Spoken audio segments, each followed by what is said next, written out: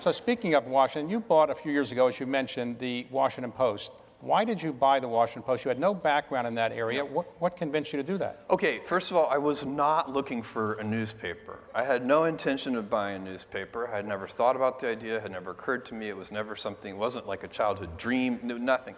And my friend, Don Graham, who at that time I had known 15 years, I know him 20 years now, he approached me through an intermediary and wanted to know if I would be interested in buying the Washington Post. And I sent back word that I would not because I didn't really know anything about newspapers.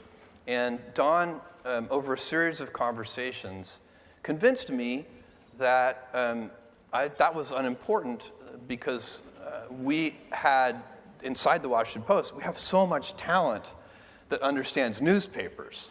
That wasn't what the problem was. What they needed was somebody who had an understanding of the internet. And so that was the first thing. That's kind of how it got started. And then I did some soul searching. And again, my decision-making process, something like this, would definitely be intuition and not analysis. The financial situation of the Washington Post at that time, this is 2013, was very upside down. And is a fixed cost business, and they had lost a lot of revenue over the previous 5 or 6 years. Not through any fault of the people working there or of the leadership team. All of the paper had been managed very, very well.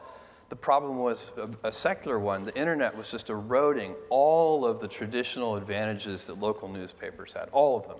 I mean, it was just taking away every gift that a local newspaper had was kind of systematically removed by the internet. And so that's why you see this. It's a profound problem across local newspapers all around the country and, in fact, the world. And so I had to do some soul searching, and I said, is this something I want to get involved in? If I'm going to do it, I'm going to put some heart into it and some work into it. And I decided I would only do that if I really believed it was an important institution. And I said to myself, if this were a financially upside down, salty snack food company, the answer would be no. And but it was as soon as I started thinking about it that way, I was like, this is an important institution. It is the newspaper in the capital city of the most important country in the world. The Washington Post has an incredibly important role to play in this democracy. There's just no doubt in my mind about that.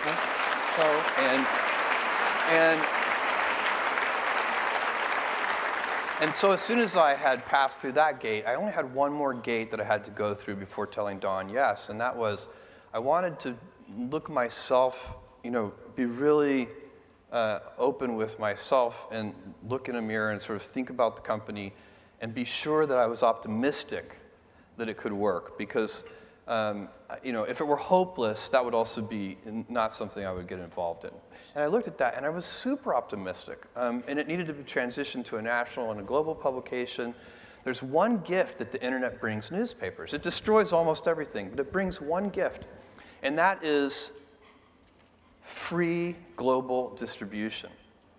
In the old days of paper newspapers, you would have to build printing plants everywhere and your logistics operations to have a truly global newspaper or even a national newspaper, super expensive, heavy CapEx investments. That's why so few papers actually became national or global.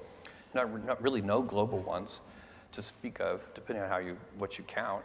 And so, but today with the internet, you get that gift of free distribution. So we had to take advantage of that gift. And that was the basic strategy. We had to switch from a business model where we made a lot of money per reader with a relatively small number of readers to tiny bit of money per reader on a very large number of readers. And that's the transition that we did last night. I'm pleased to report to you that the Post is profitable today. The newsroom is growing. It's been growing every year since I've been there. Marty Barron, who leads the newsroom, is killing it. I think he's the best editor in the newspaper business. We have Fred Ryan, who is the publisher, Fred Hyatt at the editorial page. They're killing it. Shailesh, our head of technology, is a superstar. So we are, it's working, and I'm so proud of that team. And I know for a fact when I'm 80, or let's say, I always project myself forward to age 80, but as I get older, I'm starting to do 90. So I know that when I'm 90, it's going to be one of the things I'm most proud of is that I took on the Washington Post and helped them through a very rough transition.